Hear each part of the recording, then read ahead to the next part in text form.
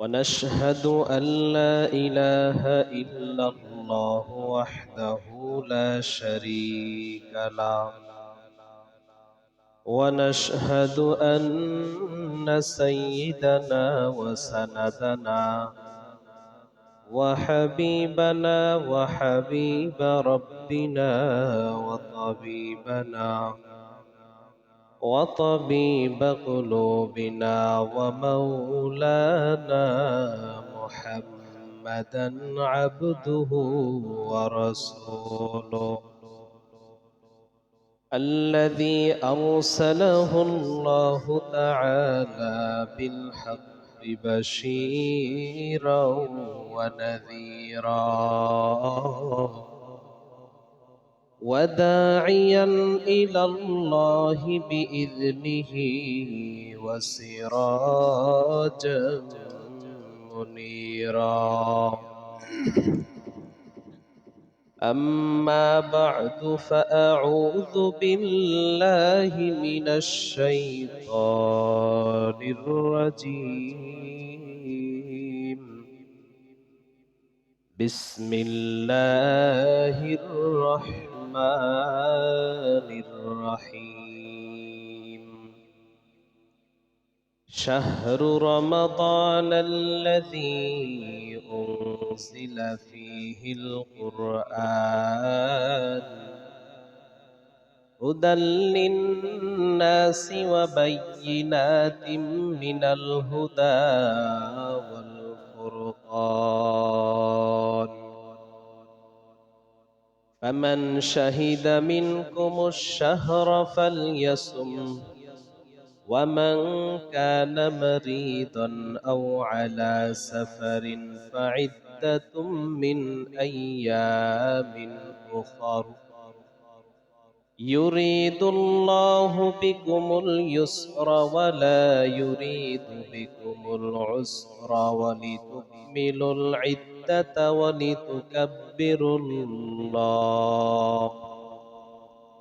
ولتكبروا الله على ما هداكم ولعلكم تشكرون.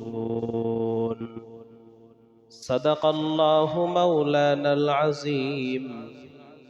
وقال رسول الله صلى الله عليه وسلم: من صام رمضان إيمانا واحتسابا غفر له ما تقدم من ذنبه، أو كما قال عليه الصلاة والسلام. وصدق رسوله النبي الكريم، ونحن على ذلك من الشاهدين والشاكرين، والحمد لله رب العالمين. محبت الشديد الشريف الكريم. اللهم صل على محمد وعلى آل محمد كما صليت على إبراهيم وعلى آل إبراهيم إنك حميد مجيد. اللهم بارك على محمد وعلى آل محمد كما باركت على إبراهيم وعلى آل إبراهيم إنك حميد مجيد. سبحانك لا علم لنا إلا ما علمتنا إنك أنت العليم الحكيم. رب اشرح لي صدري ويسر لي أمري واحلل عقدة من لساني يفقه قولي। আলহামদুলিল্লাহ, আল্লাহ পাকের দরবারে লাখ কোটি শুকর ও সুজুদ যে আল্লাহ রাব্বুল আলামিন আপনাকে আমাকে দয়া করে মায়া করে ভালোবেসে শাবানের শেষ জুমায় আসার বসার তৌফিক দিয়েছেন, শুকরিয়া তান বলি আলহামদুলিল্লাহ। লক্ষ কোটি দরুদ ও সালাম বিশ্ব মানবতার কান্ডারি, মানবতার মুক্তির দিশারি, শাফিউল মুজনাবিন, রাহমাতুল লিল আলামিন জনাবে মুহাম্মদুর রাসূলুল্লাহ সাল্লাল্লাহু আলাইহি ওয়াসাল্লামের উপর সর্বোপরি শুকর যে আল্লাহ রাব্বুল আলামিন দুনিয়ার সমস্ত ঝামেলাকে উপেক্ষা করে, দুনিয়ার সমস্ত কাজকর্ম থেকে জুদা রেখে, দুনিয়াবি সমস্ত সকল থেকে ফারেক করে আল্লাহ তাআলার মহাব্বতে, নবীজির ভালোবাসায় শ্রেষ্ঠ জায়গা মসজিদ, শ্রেষ্ঠ ইবাদত নামাজের উদ্দেশ্যে আসার বসার তৌফিক দিয়েছেন।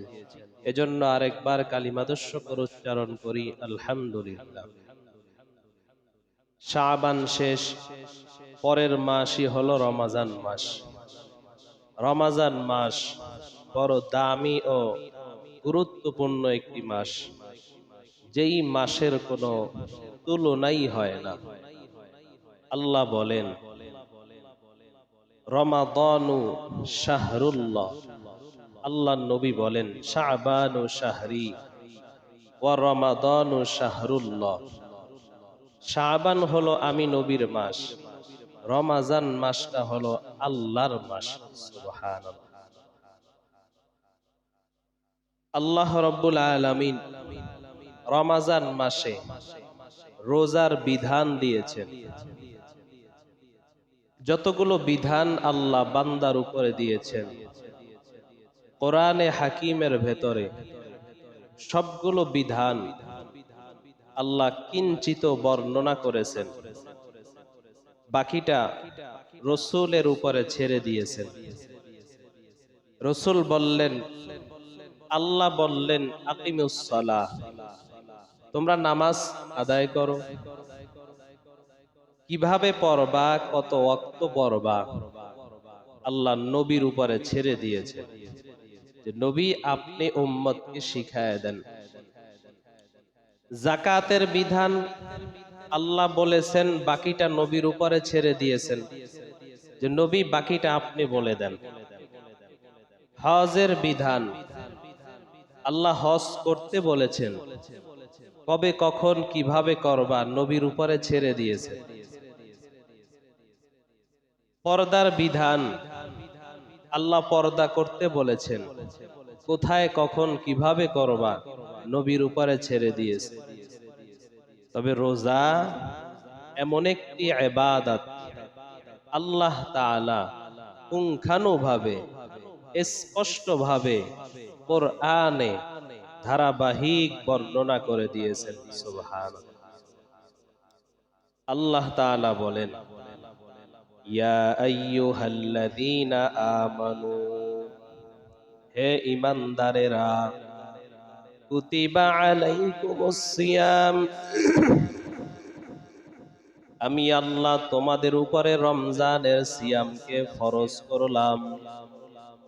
কামা কুতিবা আলাল্লাযীনা মিন ক্বাবলিকুম, যেমনি ভাবে তোমাদের পূর্ববর্তীদের উপরেও রোজা ফরজ করেছিলাম।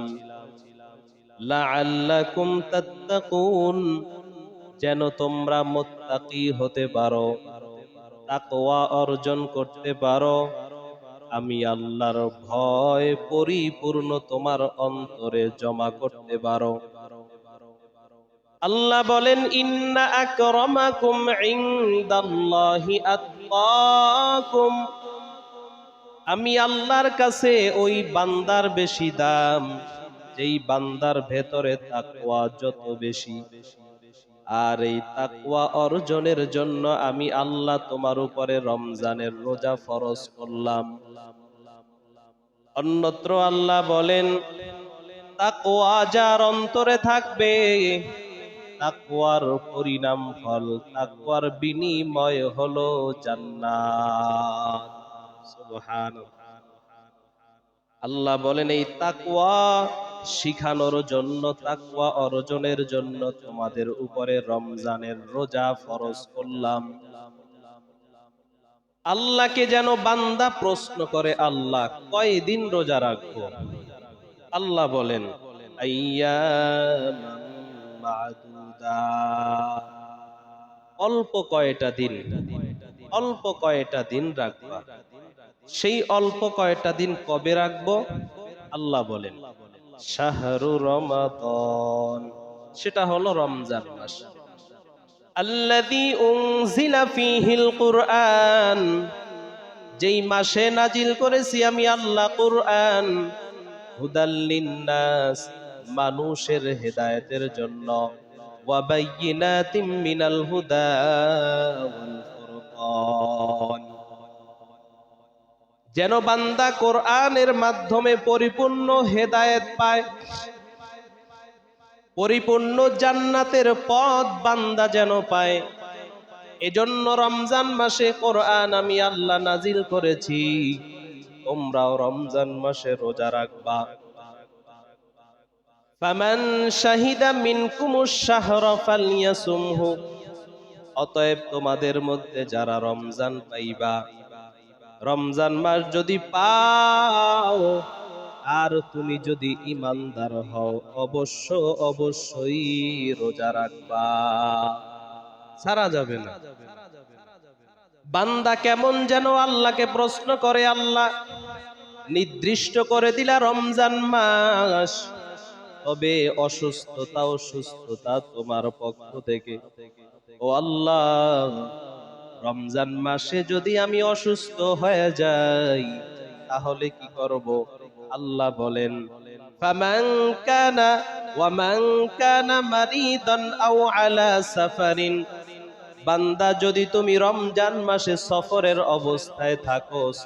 থাকো অথবা যদি তুমি অসুস্থ থাকো, যেই অসুস্থতার কারণে তুমি রোজা রাখতে পারো না, এমন যদি অসুস্থতা হয় অথবা প্রয়োজনের তাগিদে যদি তুমি সফরে থাকো, মিন আইয়ামিন উখর, বছরের যেই সময় পারো ওই সময় তুমি রোজা রাখবা। আল্লাহ বলেন ইউরিদুল্লাহু বিকুমুল ইউসরা ওয়ালা ইউরিদু বিকুমুল উসরা, আল্লাহ তোমাদের জন্য সহজ করতে চান, আল্লাহ তোমাদের জন্য কঠিন করতে চান না। আল্লাহ চায় তোমরা সহজে আমল করো, কঠিন বানাইও না। এমন অসুস্থ, এই অসুস্থতার মাঝে রোজা রাখলে অসুস্থতা বেড়ে যাবে অথবা তোমার মারা যাওয়ার আশঙ্কা, কষ্টর দরকার নাই, তুমি এখন ভাঙো, অন্য সময় রেখে দিও। সফরে আসো, সফরের হালাতে কষ্ট, এখন দরকার নাই, সফর থেকে বাড়িতে আসো, অন্য সময় তুমি রোজাটা রেখে দিও।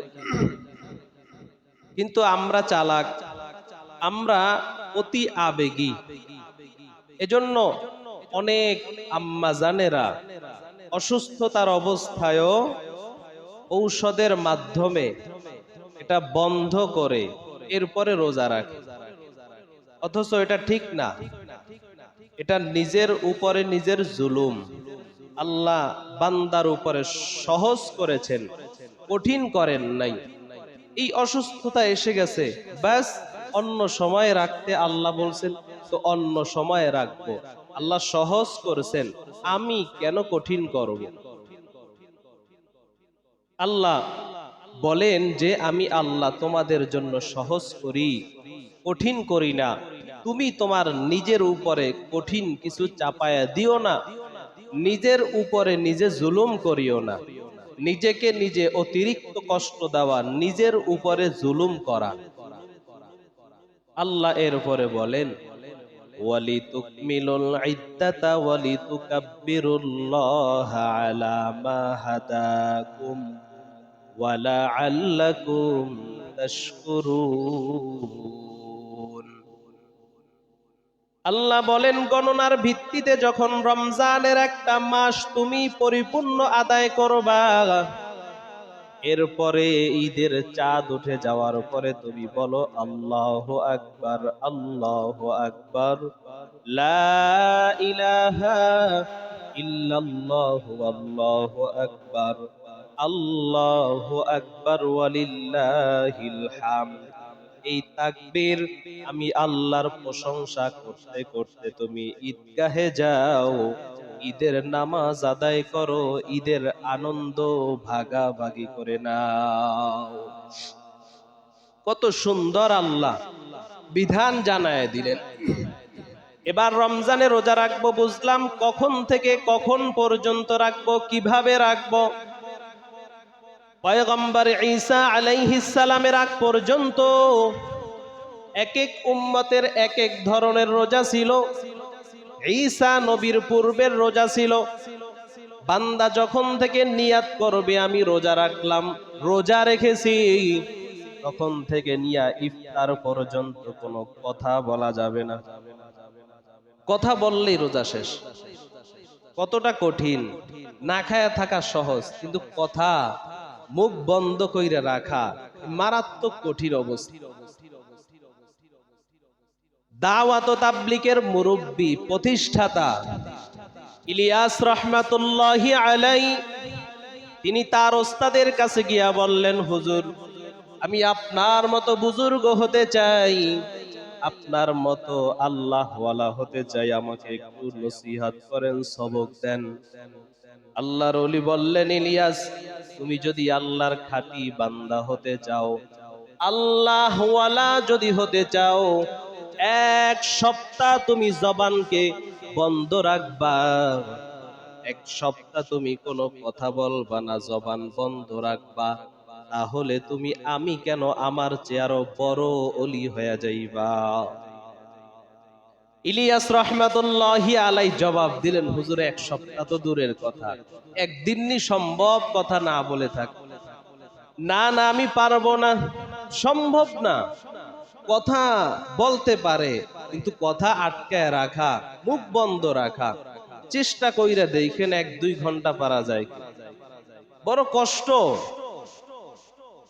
কিন্তু পরবর্তীতে ইলিয়াস রাহমাতুল্লাহি আলাইহি এমন মুজাহাদা করছেন, আল্লাহর ওলির কাছে গিয়া বলে, উস্তাদ এখন শুধু এক সপ্তাহ কেন, আপনি যদি বলেন সারা বছরেও তুমি কোনো কথা বলবা না, আমি সারা বছর কথা বন্ধ করার জন্য প্রস্তুত আছি। আল্লাহ এমন ভাবে কবুল করেছেন। তো কথা না বলাটা বড় কষ্টের। এজন্যই তো ঈসা আলাইহিস সালাম দুনিয়াতে আসার পর ঈসা নবীর মা মারিয়ামকে আল্লাহ বলছেন, তুমি যখন লোকালয়ে যাইবা, মানুষ যখন তোমাকে প্রশ্ন করবে সন্তান কই পাইলা, তখন তুমি বলবা আমি আল্লাহর নামে রোজা রেখেছি, কথা বলা যাবে না। তুমি রোজার কথা বলবা, কারণ রোজা রেখেছি এই কথা বললে তোমাকে আর কেউ কিছু জিজ্ঞেস করবে না, কারণ সবাই জানে রোজা মানে কথা বন্ধ, কথা বলা যাবে। তো ওই সময়ের রোজা এতটাই কঠিন ছিল, আমাদের পয়গম্বর মুহাম্মদুর রাসূলুল্লাহ সাল্লাল্লাহু আলাইহি ওয়াসাল্লামের প্রথম জমানার রোজাটাও এমন ছিল, অনেক কঠিন ছিল। রাসূলের সাহাবা কায়েস ইবনে সিরমা রাদিয়াল্লাহু তাআলা আনহু একদিন রোজা রাখলেন, সারা দিন খেজুর বাগানে কাজ করলেন, সন্ধ্যা বেলায় বাড়িতে আসলেন, এসে বললেন, বিবি আমার সারা দিন রোজা রাখলাম, সন্ধ্যা বেলায় ইফতার করতে চাই, কোনো খাবার আছে নাকি? বিবি বলে, খাবার তো মওজুদ নাই, আপনি একটু অপেক্ষা করেন, আমি আপনার জন্য খানা নিয়ে আসতেছি। বিবি খানা আনতে গেলেন। কায়েস ইবনে সিরমা রাদিয়াল্লাহু তাআলা আনহু অসুস্থতার কারণে সারা দিন ক্লান্ত অবস্থায় যখন বিছানায় একটু পিঠ লাগাইছেন, ঘুমায় গেছেন।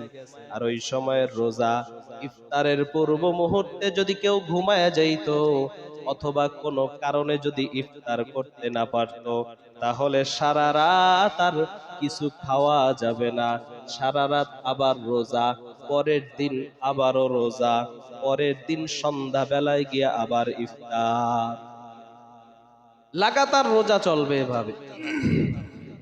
আল্লাহর নবীর সাহাবা কায়েস ইবনে সিরমা সন্ধ্যা বেলায় ঘুমায় গেলেন, বিবি খানা নিয়ে আইসা দেখে স্বামী ঘুমায় গেছে।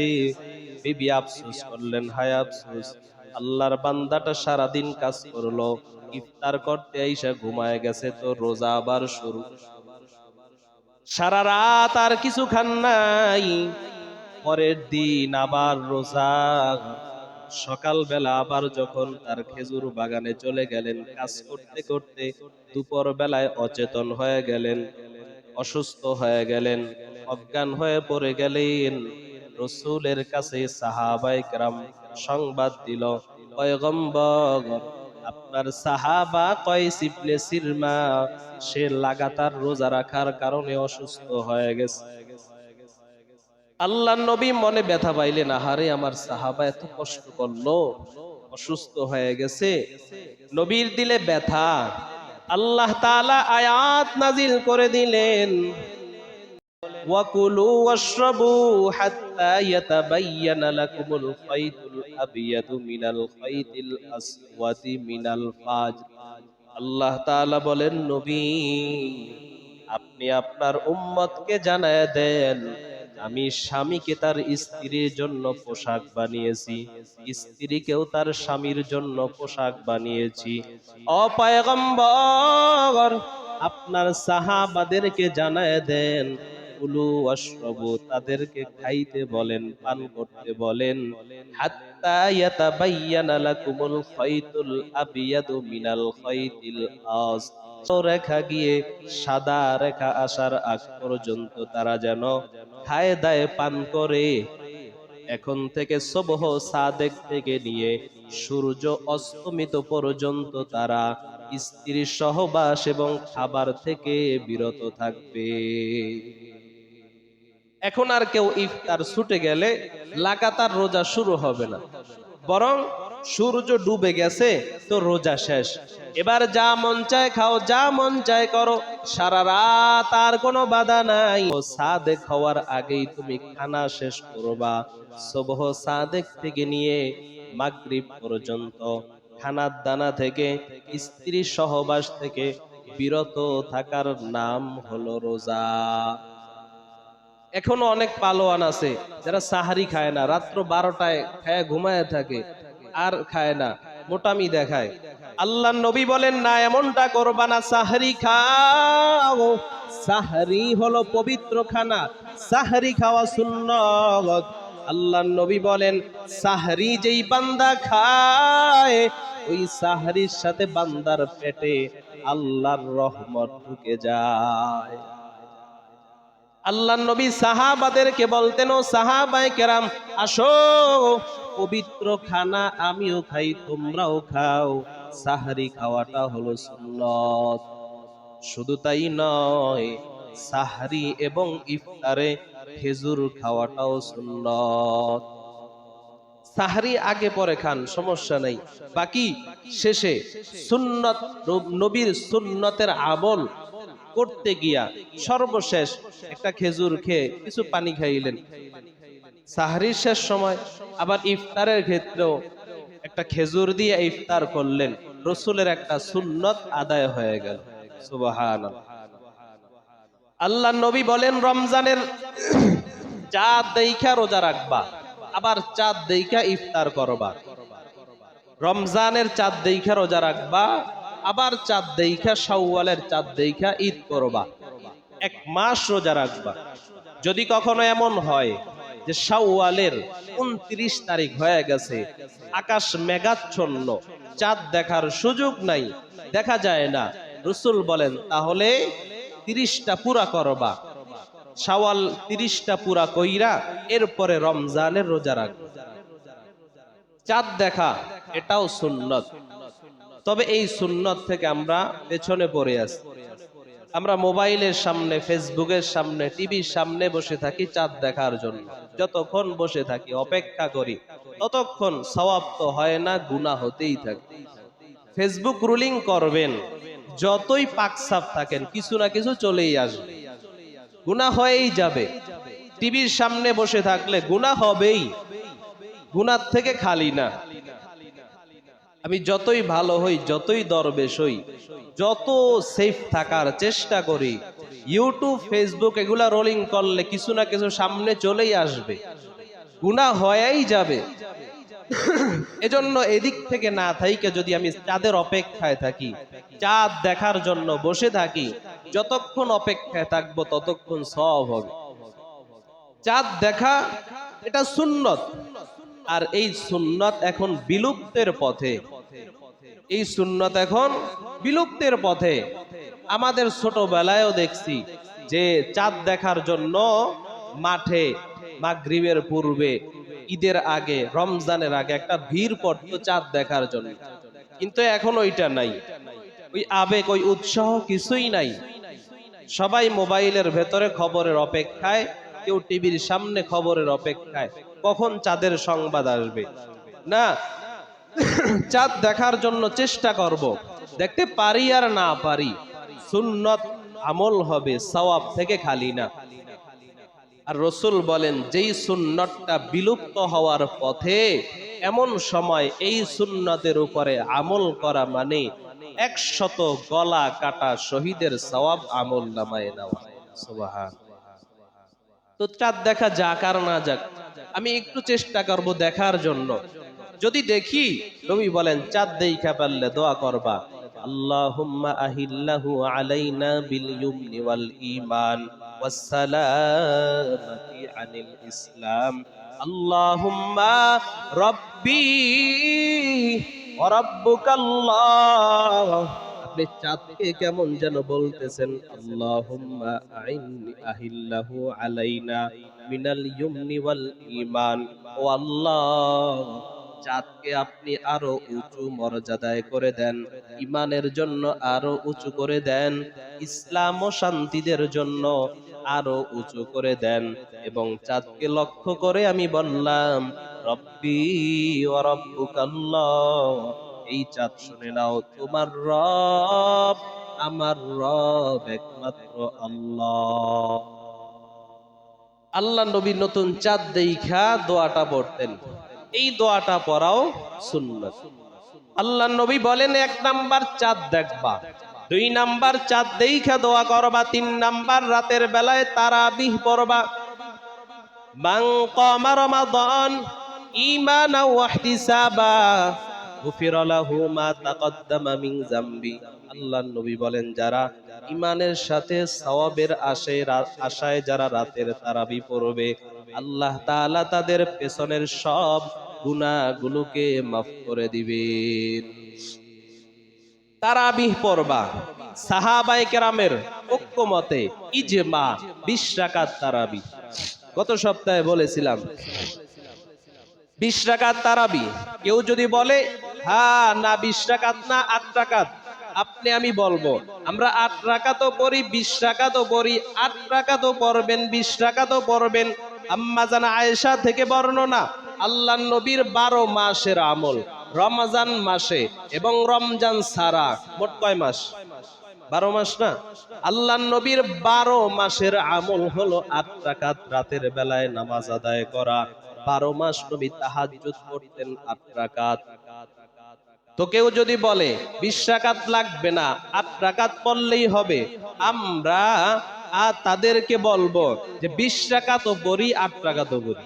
8 রাকাত পড়ব তাহাজ্জুদ, রাসূলের 12 মাসের আমল, আর 20 রাকাত পড়ব তারাবিহ। 20 রাকাত কি পড়ব? সাহাবায়ে কেরামের ইজমা, তারাবি পড়ব 20 রাকাত আর 8 রাকাত পড়ব তাহাজ্জুদ। অন্য মাসে পড়া হয়, আবার হয় না। রমজানে তো সাহরির আগে উঠতেই পারি, সাহরি খেতে তো উঠি, একটু আগে উঠলাম, একটু আগে ওইটা 8 রাকাত না পারি, অন্তত 2 রাকাত হলেও তাহাজ্জুদ পড়ব, ছাড়বো না, মিস করবো না, অন্তত 2 রাকাত হলেও পড়ব। সাহরির আগে হোক বা সাহরির পরে হোক, যদি সময় থাকে। যতক্ষণ সাহরির সময় থাকবে ততক্ষণই পড়া যায়। যতক্ষণ সাহারির সময় থাকবে, সাহারি খাওয়া শেষ, সময় আছে, আরো 2 রাকাত তাহাজ্জুদ পড়ে নিলাম। তো এই তাহাজ্জুদের আমল রাসূলের 12 মাসের আমল। তাহাজ্জুদও পড়ব, তারাবিহ পড়ব, এবং দিনের বেলায় রোজা রাখবো। সাহরি খাবো সুন্নত, ইফতার করব সুন্নত, এবং এই সুন্নতের সাথে আরেকটু সুন্নত বাড়ায়া দিব, খেজুর দ্বারা সাহরি, খেজুর দ্বারা ইফতার, অন্য সব খাবার আইটেম থাকবে, যা ভালো লাগে সব থাকবে, এর মধ্যেও খেজুরটা রাখবো ইনশাআল্লাহ।